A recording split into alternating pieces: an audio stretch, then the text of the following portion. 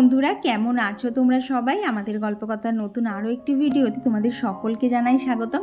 আজকের আকাশটা দেখো, দেখে মনে হচ্ছে না কেউ রঙা তুলি দিয়ে এঁকে দিয়েছে, এত সুন্দর লাগছিল। তো ঘড়িতে এখন বাজে হচ্ছে সকাল 8টা, আর আজকের দিনটা হচ্ছে রবিবার। আর রবিবার মানেই তো তোমরা জানো আমি ভিডিওটা একটু লেট করে শুরু করি। আর কি উঠেছি ধরো তখন কটা 7টা বাজে উঠে পড়েছি, উঠে নিচে গেছি, বিছানা বাসি কাজ সমস্ত কিছু নিচে কমপ্লিট করেছি। তার মধ্যে অভি এসেছিল, ওর সাথে খানিকক্ষণ খেলাধুলা হয়েছে, তারপরেই ওপরে এসে এই যে ভিডিওটা শুরু করেছি। তো আমি এখানে সকালবেলা উঠে ফ্রেশ হয়ে এখন ফ্রেশ বলতে এখনও ব্রাশ করা হয়নি, বাট মাথা টাথা আঁচড়ে জামাটা চেঞ্জ করে নিয়েছি, নিয়ে এই যে ঘরের কাজগুলো শুরু করে দিয়েছি। আর কৌশিক গেছে হচ্ছে আর কি গোপালকে ঘুম থেকে তুলতে। তো সারা সপ্তাহেই না আমাদের দুজনের মধ্যে কিন্তু কাজের একটা ভাগ করা থাকে যে কে কোন কাজটা করবে। কারণ সকালবেলা আমার এত কাজের চাপ থাকে না, তার মধ্যে কৌশিক যদি একটা দুটোও করে দেয় না আমার অনেকটা হেল্প হয়ে যায়। তো এদিকে আমার বাসি বিছানা সমস্ত কিছুই ঝাড়া হয়ে গেছে, এখন এখানে জানলাটা খুলে দিচ্ছি। আর সকালবেলা যখন উঠলাম তখন তো সেরকম রোদ ছিল না, পরের দিকে এমন রোদ উঠেছিল আর তারপরের দিকে এমন বৃষ্টি হয়েছিল, তোমাদেরকে সবই দেখাচ্ছি, দাঁড়াও। তো এইখানে এখন গাছগুলোতে জল দিয়ে দিচ্ছি। আর সায়ন্তিকা জিজ্ঞেস করেছে যে তোমারও ঘরে কিছু গাছ লাগানোর ইচ্ছে, তো তুমি কি কি গাছ লাগাতে পারো। তো তোমাকে বলবো তুমি তো একদম নতুন, তা তুমি প্রথম অবস্থায় বলবো হচ্ছে মানি প্ল্যান্ট আর লাকি ব্যাম্বো দিয়ে শুরু করো। এই গাছ দুটোর না খুব একটা যত্ন লাগে না, হ্যাঁ সাথে স্নেক প্ল্যান্টও নিতে পারো, এগুলোর খুব একটা যত্ন লাগে না, তুমি কিন্তু অল্প যত্নে এদেরকে ভালোভাবে রাখতে পারবে। আর যদি বলো যে একটুখানি মেনটেন করে রাখবে তাহলে বলবো spider plant, aglaonema, areca palm আর রাবার প্ল্যান্ট। এই 4টে গাছ আমার ভীষণ পছন্দের, তাই তোমাকেও বলবো এই 4টে গাছ লাগাতে পারো, খুব সুন্দর লাগে ঘর দেখতে। তবে আমার রাবার প্ল্যান্টটা তো মারা গেছে, বাট বাদবাকি গাছগুলো কোনো না কোনোভাবে ঠিকঠাক বাঁচিয়ে রেখেছি। তো আজকে তো রবিবার মানেই যেন আমাদের অনেক কাছাকাছি থাকে, তো ওদিকে কাচতে বসিয়ে দিয়ে এইবার হচ্ছে ব্রাশটা করে নেবো। সকাল থেকে বাসি কাজগুলো কমপ্লিট করে নিয়ে একটা না অনেকটা এখন যেন তো হালকা হালকা লাগছে। তো এদিকে তো আমি কাজ করছিলাম, কৌশিকের ওদিকে গোপালকে ঘুম থেকে তুলে এই যে ও রেডি হয়ে গেছে, কারণ ও যাবে হচ্ছে বাজারে। রবিবারে ওর অনেকই বাজার করা থাকে, কারণ মুদিখানার জিনিস বলো, তারপরে সবজি বাজার বলো, ও অনেকটাই করে দিয়ে যায়। তারপরে সপ্তাহের মাঝখানে আমি একদিন গিয়ে আমার যা যা প্রয়োজন সেগুলো নিয়ে আসি। তো এইদিকে দেখো ব্রাশটা করে নিয়ে আগে খালি পেটের জলটা খেয়ে নিলাম। এই যে খালি পেটের জল খাওয়া এটা যে কতটা উপকার, আর তো সুরভিদি আমাকে বলেইছে এবার তোমাকে বকবো, কিন্তু তুমি আগে নিজের যত্ন নাও। তো হ্যাঁ গো দিদিভাই, এবার থেকে ঠিক করেছি একদম প্রপারভাবে নিজের কেয়ার নেব, না হলে না ওই হঠাৎ না এমন শরীরটা খারাপ করছে না, কিচ্ছু ভালো লাগছে না, এমন শরীরটা খারাপ করছে না, এই যে ফোন ঘাঁটবো টিভি দেখবো যেন সেগুলো পর্যন্ত ইচ্ছা করছে না। শরীরের মধ্যে তেমনি একটা অস্বস্তি, যেটাতে আমি লাস্ট 2-3 দিন ধরে ভুগেছি, যার জন্যই বলতে পারো মাঝখানে না একদিন ভিডিও গ্যাপও দিয়েছি। তার মানে এই না যে আমি সারাদিন অলসভাবে শুয়ে থেকেছি, কারণ অলসভাবে শুয়ে থাকলে তো আর হবে না। আর অলসতাটাকে আমি দূর করতে পারি বলেই কিন্তু সারাদিন এক নাগারে এতটা কাজ করতে পারি। আর যদি অলস হয়ে থাকতাম তাহলে তো এত তোমরা গোছানো পরিপাটি ঘর দেখতেই পেতে না, ঘর সবসময় দেখতে আগোছালো আছে। তো জীবন থেকে বলতে পারো অলসতা যদি দূর না করা যায় তাহলে কিন্তু কোনো কাজ করেই শান্তি হবে না। আর যে কাজই করো না কেন কোনোটাই কিন্তু একদম 100% পরিষ্কার সুন্দর হবে না। তো এই দিকটা ভালো করে গোছাচ্ছিলাম।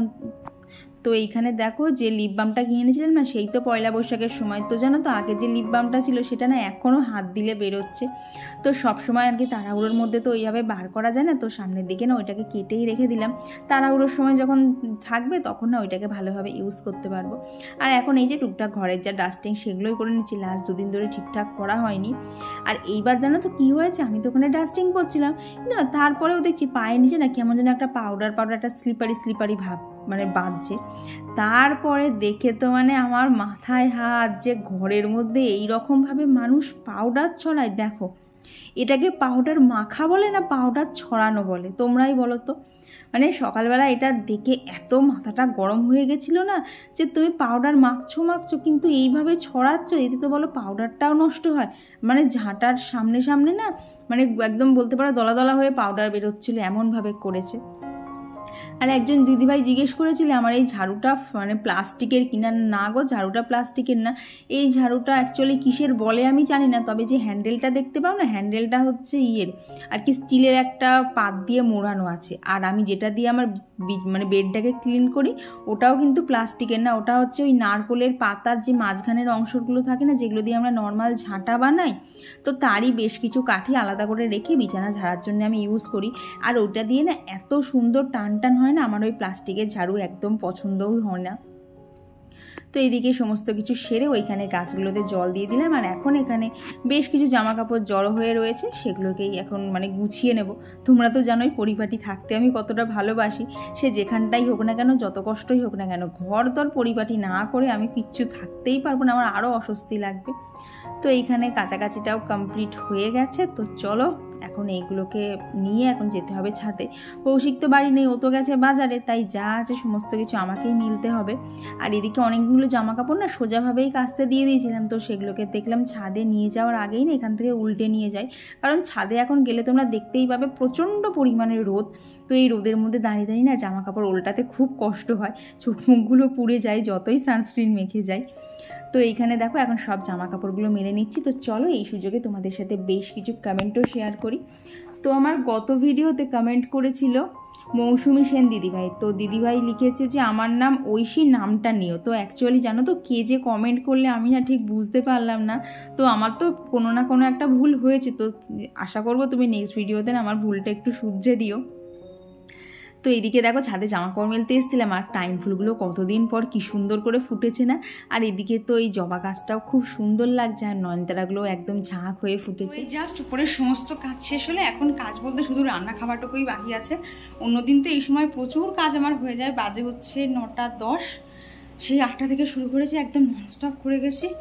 দিয়ে এখন সত্যি কথা বলতে এবার হাঁফটা ধরছে। দেখবে আমরা মেয়েরা এই জায়গাটাতেই মরি। শরীর খারাপ হলে মনে হয় না নিজের প্রতি যত্ন নিতে হবে, নিজেকে ভালো রাখতে হবে, আমার কথা খেয়েও ভাবে না। আর শরীর সুস্থ হলেই মনে হয় ইস এই কাজটা পড়ে আছে, এটাকে করি না, এই জায়গাটা দেখতে খুব ইচ্ছেই লাগে, এটাকে ঠিকঠাক করে গোছাই। এই করতে গিয়ে এই জায়গাতেই আমরা মেয়েরা মরি। তো আজকে না একটা দারুণ জিনিস বানাবো, সেটা তোমাদের সাথে শেয়ার করবো। তার আগে কৌশিক বাজারে গেছে আম আনতে, আজকে আম দিয়ে একটা দারুণ রেসিপি তোমাদের সাথে শেয়ার করবো। আমিও ফার্স্ট টাইম বানাচ্ছি, দেখি কীরকম হয়, আশা করছি তো পেরে যাবো। এখন যতক্ষণ না করছি ততক্ষণ তো বলা যায় না। তো চলো এখন নিচে গিয়ে আপাতত টিফিনের প্রিপারেশনটা তো করি, তারপর দেখি কৌশিক আসুক, আবার সব কিছু হচ্ছে। তো চলো এখন নিচে যাই। আর এরই মধ্যে কৌশিক বাজার নিয়ে চলে এসেছে। তো প্রথমে এই ফল দিয়ে শুরু করলাম। এখানে বাপির জন্য আনা হয়েছিল পেয়ারা, কারণ বাপি পেয়ারা ছাড়া অন্যান্য ফল মানে অন্য ফল খায় না বললেই পারো। আম তো বাপি খাবেই না, তো আমাদের জন্য আনা হয়েছিল এরকম হলুদ সুন্দর আম। তো আমটা দেখে যতটা খুশি হয়েছিলাম, কৌশিকের মাছ আনা দেখে আমার মাথাটা এত গরম হয়ে গেছিলো। এই কাটা মাছটা দেখে না, কারণ কাটা মাছ তো কোনো সমস্যা নেই, ওকে আনতে বলেছিলাম ছোট ছোট চুনো মাছ, যেগুলোকে আর কি কাটতে লাগে না, ধুয়ে নিলেই হয়ে যায়। ও তার বদলে নিয়ে এসেছিল হচ্ছে পুঁটি মাছ। উফ কি যে বলবো, কতক্ষণ ধরে দাঁড়িয়ে দাঁড়িয়ে আঁশ ছাড়ানো মাছ কাটা করতে গিয়ে তো মাথাটা ফুলফিল গরম হয়ে গেছিলো। তো মাথাটাকে ঠান্ডা করার জন্য ভাবলাম আজকে নিজের পছন্দ মতো একটা চিকেনের আইটেম বানাই। তো আজকে বানাবো হচ্ছে গন্ধরাজ চিকেন। তো সেই জন্য দেখো চিকেনটা ভালো করে ধুয়ে নিয়ে তার মধ্যে নুন, গোলমরিচের গুঁড়ো, আর দিয়ে দিয়েছি টক দই, আদা রসুন আর কাঁচা লঙ্কা বাটা, আর দিয়ে দিয়েছি একটু লেমন জেস্ট, যেটা আর কি লেবুর ওই সবুজ অংশ যেটা আর কি বাইরের দিকে থাকে না, সেটাকে একটু গ্রেট করে দিয়ে দিয়েছি। আর অবশ্যই একটু গন্ধরাজ লেবুর রসও দিয়েছিলাম। তো সব দিয়ে চিকেনটাকে ওখানে ম্যারিনেট করে এখন চলে এসেছি এখানটা টিফিন বানাতে। আর ওইদিকে হচ্ছে বাপির জন্য ডিম সেদ্ধ। তো চলো টিফিনে তো আমাদের তোমরা জানোই রবিবার মানে চাউমিন আমাদের বাড়িতে হবেই, না হলে কৌশিকের তো মনেই হয় না ও রবিবারটাকে রবিবার। তো এখানে একদম সিম্পলভাবেই যেমন করে চাউমিন করে সেইভাবেই করছে, এক্সট্রা করে কিছুই দেইনি। মানে চাউমিনটা নিয়ে আজকে আর কোনো এক্সপেরিমেন্ট করিনি, কারণ এক্সপেরিমেন্ট করার মতো আজকে অলরেডি দুখানা জিনিস চুজ করে নিয়েছি, তোমরা আস্তে আস্তে দেখতে পাবে। তো তার আগে না খাওয়া দাওয়াটা কমপ্লিট করে এত মেক করে এসেছিলো না, তাড়াহুড়ো করছিলাম কতক্ষণে না হাতের কাজ একটুখানি গুছিয়ে ছাদে যেতে হবে, কারণ না খাওয়া দাওয়া কমপ্লিট করে কৌশিক বাজারে চলে গেছিলো আবার আর কি যে মুদিখানার জিনিসগুলো আনতে হবে সেগুলো। তো এইখানে না আজকে জীবনে আমি প্রথম বলো পুঁটি মাছ রান্নাও করবো প্লাস পুঁটি মাছ খাবো। আমি কোনো দিন খাইনি আর কি, দেখে না আমার ঠিক খেতে ইচ্ছাও করে না, কিন্তু এখন কৌশিক নিয়ে এসছে, ওর আবার খেতেও ভালো লাগে, কী আর করা যাবে। বিয়ের পর দেখবা সবার পছন্দের সাথে কিন্তু আমাদের মেয়েদের নিজের পছন্দটাকেও না অনেকটা মিলিয়ে নিতে হয়। তো এখানে তো মাছগুলো ভাজতে গিয়ে আমার কড়াটাই দুর্দশা হয়ে গেছিলো। তো তোমাদেরও কি এইরকমই হয়? আমাকে একটুখানি বলো তো। আমার কড়াটা এত বাজে হয়ে গেছিলো না, এবার কড়ার মধ্যে এতটা তেল ছিল, কড়াটাকে আর একবার মাছ দিয়েও পাচ্ছিলাম না, কি বিশ্রী দেখো দেখতে লাগছে। তো আজকে এই মাছটা করবো হচ্ছে আলু বেগুন আর কাঁচা লঙ্কা একটু চিড়ে দিয়েছিলাম, আর সাথে লাস্টের দিকে একটু জিরের গুঁড়ো, একটু সামান্য কাশ্মীরি লঙ্কার গুঁড়ো দিয়েছিলাম কালারের জন্য।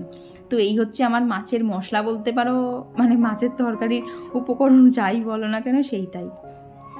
তো এখানে মাছটা কোনো রকমে কষিয়ে দিয়ে সোজা চলে এসেছিলাম ছাদে। দেখো সকালবেলা ছিল অত রোদ, আর এখন চলে এসেছে এত মেঘ, আর এরপরে তো মানে মুষলধারে ঝমঝমিয়ে বৃষ্টিও হয়েছিল। তো জামা কাপড়গুলো সব তুলে নিয়ে নিচে এসে এই দেখো এখানে আগে মাছটা নামিয়ে নিলাম, কারণ অনেকক্ষণ আগেই তো বসিয়ে দিয়ে গেছিলাম, তারপরে গেছি মানে উপরে গেছি, ছাদ থেকে জামা কাপড় তুলেছি, জানলা বন্ধ করেছি, তো করতে অনেকটাই সময় লেগেছে। তো এইবার চলো চিকেনের রেসিপিটা তোমাদের সাথে শেয়ার করি। তো এখানে তো চিকেনটা ভালো করে ম্যারিনেট করাই ছিল। তো গন্ধরাজ চিকেনে সাধারণত কেউ আলু দেয় না, বাট আমাদের খেতে খুব পছন্দ হয় বলে আমি একটু না দিয়ে নিয়েছি। তো এখানে দেখো তেলের মধ্যে এখানে না সর্ষের তেল ব্যবহার করছি। তো তেলের মধ্যে এখানে তেজপাতা, শুকনো লঙ্কা, গোটা গরম মশলা, আর এতে কিন্তু জিরে ফোড়ন যাবে না, এটা যাবে হচ্ছে গোটা গোলমরিচ ফোড়ন। তো ফোড়নটা থেকে সুন্দর গন্ধ বেরোলে পেঁয়াজগুলো ভাজা ভাজা করে নিয়ে আদা রসুন আর কাঁচা লঙ্কা যেটা পেস্ট করেছিলাম সেটা এখানে দিয়ে দিয়েছি। দিয়ে দেখো যে চিকেনটা ম্যারিনেট করা ছিল না, সেই চিকেন থেকে না ম্যারিনেটটা পুরোটা ঢালবো না আর কি, চিকেনগুলোকেই শুধু ওপর থেকে তুলে নিয়ে এখন এই যে পেঁয়াজ রসুন দিয়ে যে কষানোটা চলছিল এর মধ্যেই না চিকেনগুলোকে ভেজে নেব, যাতে এগুলো প্রায় 50% নরম হয়ে যায়। প্রায় ধরো 5-7 মিনিট ধরে নেড়ে নেড়ে এগুলোকে ভালো করে ভেজে নিয়েছি। আর এখন দেখো চিকেনের কালারটা কিন্তু অনেকটাই চেঞ্জ হয়ে এসেছে। তো এখন এর মধ্যে বাদবাকি যেটা চিকেনের বাটির মধ্যে ম্যারিনেশন ছিল সেটা দিয়ে দিয়েছি। দিয়ে এখন একটুখানি দিয়ে দিলাম হচ্ছে ভাজা জিরের গুঁড়ো। তোমরা তো জানোই জিরের গুঁড়ো আমার কাছে ভাজাই থাকে, তো সেটা দিয়ে দিয়েছি। আর না একটুখানি কাশ্মীরি লঙ্কার গুঁড়ো, এটা কিন্তু সম্পূর্ণ অপশনাল, কারণ একদম সাদামাটা হলে না কৌশিক খাবে না, তো সেই জন্য আমি একটুখানি কাশ্মীরি লঙ্কার গুঁড়ো দিয়েছি। তোমাদের যদি বাড়িতে কোনো প্রবলেম না থাকে তাহলে কিন্তু এটা একদম মানে কাশ্মীরি লঙ্কার গুঁড়ো না দিয়ে একদম সাদা সাদা বানাতে পারো, সেটাও কিন্তু খেতে একই রকম টেস্ট হবে। তো তারপরে 10 মিনিট মতো ফুটিয়ে নিয়েছি, নিয়ে এখন ওপর থেকে একটু চিলি ফ্লেক্স, কয়েকটা চেরা কাঁচা লঙ্কা আর 3টে গন্ধরাজ লেবু স্লাইস এখানে দিয়ে দিয়েছিলাম। দিয়ে আরও 5 মিনিটের মতো না ঢাকা দিয়ে ফুটিয়ে নিয়েছি। আর তারপরেই ঢাকনা খুলেই কিন্তু আমাদের গন্ধরাজ চিকেন একদম রেডি। জানো তো গরম ভাতে খেতে তো মানে দুর্দান্ত লাগছিল। একটা গন্ধরাজ লেবুর না মানে ফ্লেভারও এসেছিলো, একটা গন্ধও বেরোচ্ছিলো, সব দিয়ে গরমের মধ্যে জাস্ট ফাটাফাটি লাগছিল। তো তোমরা যদি কেউ এখনও করে না থাকো আর কি, যারা করোনি তাদেরকে রিকোয়েস্ট করো প্লিজ তোমরা একবার করো, দেখবে গরমের দিনে কিন্তু বেশ সুন্দর খেতে লাগবে। তো আজকে প্রথম আমি এই গন্ধরাজ চিকেনটা ট্রাই করেছি। আর জানো তো বেশ খানিকটা না লেবু রয়েও গেছে, ভেবেছি পরের দিন না ওই রুই মাছটা এনেছে কৌশিক, ওটা দিয়ে না গন্ধরাজ রুই বানানোর চেষ্টা করব। মানে যখন একটা আমার মাথায় ভূত চাপে না, আমি সেটা দিয়ে কাজ করতেই থাকি। তো এদিকে সমস্ত রান্নাবান্না কাজ হয়ে গেছে। তো এখন বানাবো হচ্ছে ম্যাঙ্গো কুলফি। তোমাদেরকে বললাম না একটা জিনিস নতুন ট্রাই করব, এইটাই হচ্ছে সেইটা। তো এইদিকে একটুখানি গরুর দুধ নিয়েছিলাম, গরুর দুধটাকে ভালো করে ফুটিয়ে নিয়েছি। দিয়ে এখন দেখো খানিকটা দুধ নামিয়ে তার মধ্যে ওই যে আমুলিয়ার যে 10 টাকার দুধের প্যাকেট হয় না, সেই প্যাকেট এখানে 2টো প্যাকেট দিয়েছিলাম। দিয়ে দুধটাকে ভালো করে ঘন করে ফুটিয়ে নিয়েছি। আর এখন এখানে দিয়ে দিলাম হচ্ছে কিছু এলাচের দানা, মানে খোলাটা দেয়নি, জাস্ট ভেতরে যে দানাগুলো থাকে না সেইগুলো এখানে অ্যাড করেছি। করে যেমন আমরা মানে মিষ্টি খাবো সেরকম চিনি দিয়ে দিয়েছি। আর দিয়ে দিয়েছিলাম হচ্ছে বাদাম একটুখানি আর কি হামানদিস্তায় গুঁড়ো করে নিয়েছিলাম, আর দিয়েছিলাম কিছু কিশমিশ। তো এই দিয়ে আমার একটা কি বলবো ওই আইসক্রিমের মালাই বলো যাই বলো সেই একটা তৈরি করে নিয়েছিলাম। দিয়ে কি বলতো এইবার এই রেসিপিটা তো ইউটিউবে দেখেছিলাম, দেখে যতটা সোজা মনে হচ্ছিল আমার পক্ষে যেন করা অতটা সহজ ছিল না। কারণ আমাদের এখানে যে আমগুলো এখন পাওয়া যাচ্ছে না বেশিরভাগই সবই কিন্তু কার্বাইডে পাকানো, যার জন্য এই আমের থেকে আটিটা বার করতে গিয়ে আমাকে রীতিমতো যুদ্ধ করতে হয়েছে। কারণ এপাশ ওপাশ ছাড়াতে পারলাম না, নিচ থেকে ছাড়াতে পারছিলাম না। তো প্রথমে তো চাকু দিয়ে করছিলাম, তারপরে দেখলাম চাকু দিয়ে ভালো করে হচ্ছে না, তারপরে না চামচ দিয়ে করতে হলো। দিয়ে তার মধ্যে দেখো মাঝখানটা ফাঁকা করে এখন যে দুধটা এখানে মানে রেডি করেছিলাম সেই দুধটা এর মধ্যে দিয়ে এই যে আমের যে উপরের অংশগুলো কেটেছিলাম সেগুলো মানে ঢাকনা মতো করে না ঢাকা দিয়ে দিয়েছি। দিয়ে এখানে হচ্ছে ম্যাঙ্গো কুলফিটা বসিয়ে দিলাম, এটাকে রাতের দিকে গিয়ে খুলবো, কারণ এটাকে মিনিমাম 6 থেকে 8 ঘন্টা ফ্রিজে রাখতে হবে। তো তারপরে দেখলাম অনেকটাই দুধ ছিল, তো সেটাকে আবার নর্মাল যেরকম কুলফি আমরা এরকম কি বলবো কুলফি মোল্ডই মনে হয় বলে, তো তার মধ্যে দিয়ে দিয়েছিলাম। দিয়ে এই হচ্ছে আমার আজকের প্রিপারেশন। তারপরে আমি চলে গেছিলাম হচ্ছে স্নান করতে, আর কৌশিক আজকে ঘরটা মুছে দিয়েছে, আমাকে ঘর মুছতে হয়নি। তো চলো এখন পুজোটাও করে নিই, আর তার সাথে তোমাদের সাথে বেশ কিছু কমেন্টও শেয়ার করে নিই। তো আর আমার গত ভিডিওতে কমেন্ট করেছিল তাপস পাল আইটু থেকে দিদিভাই, তো দিদিভাই লিখেছে তোমার কাজে এতটুকু খুদ নেই, একদম পরিপাটি, থ্যাংক ইউ গো। আর কমেন্ট করেছিল সায়নী গাঙ্গুলি দিদিভাই, সায়ন্তিকা, অহনা দাস, মৌমিতা দাস দিদিভাই, কৃতি দিদিভাই, রুমা ব্লগ, শুভ রয় আইডি থেকে দিদিভাই, রাখি দে দিদিভাই, কোয়েল বিশ্বাস, শ্বেতা সরকার দিদিভাই, শম্পা দে দিদিভাই, বাংলাদেশ থেকে আন্না দিদিভাই, সৌমিত্রা দে দিদিভাই, এমডি মানিক থেকে দিদিভাই, আর কমেন্ট করেছিল সোমা হালদার দিদিভাই, আর কমেন্ট করেছিল তাতান শর্টস থেকে দিদিভাই, গড়কন্যা সুস্মিতা থেকে দিদিভাই, পিউ মণ্ডল দিদিভাই, সুপ্রিয়া মণ্ডল দিদিভাই, আর কমেন্ট করেছিল সুরভিধি, সুপ্রিয়াজ ব্লগ। গুড আফটারনুন সকলকে। তো দুপুরবেলা খাওয়া দাওয়ার পর একটা জমিয়ে ঘুম দিয়েছি, যার জন্য এখন শরীরটা অনেকটা ফ্রেশ লাগছে। এখন যেন দাঁড়িয়ে কি মনে হচ্ছে, তোমাদের সাথে আজকে ব্লগ শেয়ার করতে পারলাম না। তো এই দেখো টুল নিয়ে এসেছি, কৌশিক টবটা নিয়ে আসছে। এই যে টবটা ভেঙে গেছিলো না, মাটি ফাটি বেরিয়ে গেছে, গাছটাতে তো আর ফুল ফুটছে না, ঠিকঠাক পুষ্টি খাবার পাচ্ছে না, খাবারও দেবো গাছে, মানে খোল পচিয়েছি, সামান্য একটু খোল পচাও দেবো, দিয়ে গাছটাকে টবের মধ্যে বসাই। আর মেঘ যেন তো ভালোই করে আছে, এখনও বোঝা যাচ্ছে না ক্যামেরা, এবার সামনে থেকে বোঝা যাচ্ছে হালকা হালকা না, ভালোই মেঘ করে রয়েছে, যখন তখন বৃষ্টিও নামবে, যার জন্য ওকে বললাম তুমি তাড়াতাড়ি টবটা এনে দাও, আগে বসিয়ে নিই। তো দুপুরবেলা গন্ধরা চিকেনটা তো খেতে বেশ অন্যরকম লাগছিলো, ব্যাপক লাগছিলো। তো সন্ধেবেলা এখন যেটা আমের আর কি বসেছি না, স্টাফড ম্যাঙ্গো, সেটাই দেখবো। আমরা যখন ইউটিউবে দেখি তখন তো কি ইজিভাবে দেখায়, কিন্তু করতে গিয়ে আমি টের পাচ্ছি, কারণ আমগুলো যদি ঠিকঠাক না হয় না, আটিগুলো বেরোচ্ছিল না। তো এখন মানে এই কাজটা করে নিয়ে নিচে যাবো, দিয়ে তারপরে কি হচ্ছে সবই তোমাদের সাথে শেয়ার করছি। তো চলো তোমরা ভিডিওটা দেখতে থাকো, আর কেমন লাগছে অবশ্যই কিন্তু কমেন্টে জানিও। আর আজকে সারা বিকেলটা এখানে গাছের কাজ করতে লেগে গেছে, কারণ কৌশিক তো বাড়ি ছিল, ও হাতে হাতে আমার অনেকটা হেল্প করেছে, কারণ এই ভারী ভারী মাটি টব তোলা খুবই কষ্টকর। তো আজকে না এই যে লক্ষ্মী জবা গাছটা দেখছো, গাছেরও মাথাটা খানিকটা ছেটে দিয়েছি, যাতে আশপাশ থেকে অনেক ডাল বেরিয়ে গাছটা ঝাঁকড়া হয়ে যায়। এরপর সন্ধে টন্ধে দেওয়া কমপ্লিট, আর কৌশিক আজকে নিয়ে এসেছিল হচ্ছে চিকেন কাটলেট, তো সেটা দিয়েই সন্ধে টিফিনটা কমপ্লিট করে এইবার হচ্ছে আইসক্রিম খাওয়ার পালা। তো প্রথমে তো কুলফিটা খোলা হয়েছিল, যেটা নর্মাল কুলফি ছিল, সেটাতে দুই ভাই খেয়ে ভীষণ খুশি। আর কৌশিকের এক্সপ্রেশন দেখে বুঝতেই পারছো খেতে ঠিক কতটা সুন্দর হয়েছে। আমি জীবনে জানো আজকে প্রথম এইভাবে আইসক্রিম বানালাম, তো ভীষণ আনন্দ লাগছিল। তো এরই মধ্যে রাতের ভাত বসাতে বলেছিলাম কৌশিককে, একটুখানি দেখো এমন করে বসাতে গেছে, আমার বড় গ্যাসের নবটাই ভেঙে দিয়েছে, আবার সেই নব এনে নব লাগানো হলো। আর এইবার হচ্ছে আমাদের আজকের শোস্টপার, সেটা হচ্ছে ম্যাঙ্গো কুলফিটা কেমন হয়েছে। তো আমি তো খুব ভয়ে ভয়ে খুলছিলাম, কারণ আমি একটু ভয় পাচ্ছিলাম যে আমি এই খোলাগুলোকে ছাড়াতে পারবো কিনা। তারপরে দেখলাম খোলা তো খুবই সহজে উঠে আসছিল, কিন্তু এত ঠান্ডা না, হাতে চেপে ধরা যাচ্ছিল না, হাতটা পুরো জমে যাচ্ছিল। বাট সবশেষে এইটাই আনন্দের যে আমি যেরকম দেখেছিলাম, মানে 100% না হলেও 80% পুরোপুরিই হয়েছে, ওই টুকটাক একটুখানি ভুলচুক হয়েছে। আশা করছি পরের বার যখন বানাবো আবার এগুলোকেও সমস্ত ঠিক করে নেব। তো এই যে আমার স্টাফিং করা ম্যাঙ্গো কুলফি, যেটার নাম হচ্ছে স্টাফড ম্যাঙ্গো কুলফি, সেটা কিন্তু আমার একদম রেডি।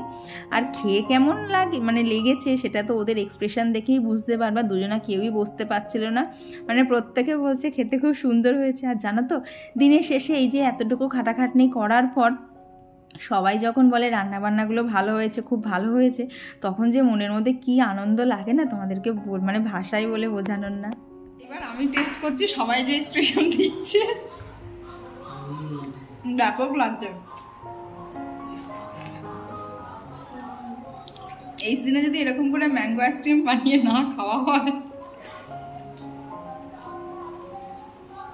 হেভি লাগছে দেখতে। ওই ওখান থেকে বলছে পেটটা একদম ঠান্ডা হয়ে গেল বাবা, এত দারুণ লাগছে খেতে। প্লিজ একবার বাড়িতে ট্রাই করো, আমার মতো হয়তো তোমাদের প্রথম প্রথম ভুল হবে, বাট পরে সব ঠিক হয়ে যাবে। ব্যাপক লাগছে খেতে। চলো এখন খেয়ে নেই, পরে দেখা হচ্ছে। আর এরপর না উপরে এসে কৌশিকের এই যে 4টে জামা জমেছিল, তো সেইগুলোকে আয়রন করে নিয়েছি। আর আজকের ভিডিওটা না অনেকটাই শেষের দিকে চলে এসছে, তো আজকে যে যে দিদিভাইদের নাম আমি নিতে পারলাম না, তোমরা প্লিজ রাগ করো না, পরের ভিডিওতে নিশ্চয়ই তোমাদের নামটা নেব।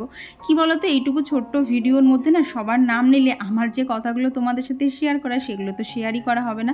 তো প্লিজ তোমরা আজকের জন্য রাগ করো না। খাওয়া দাওয়া কমপ্লিট করে জাস্ট ওপরে এলাম, বাজে হচ্ছে 10:40।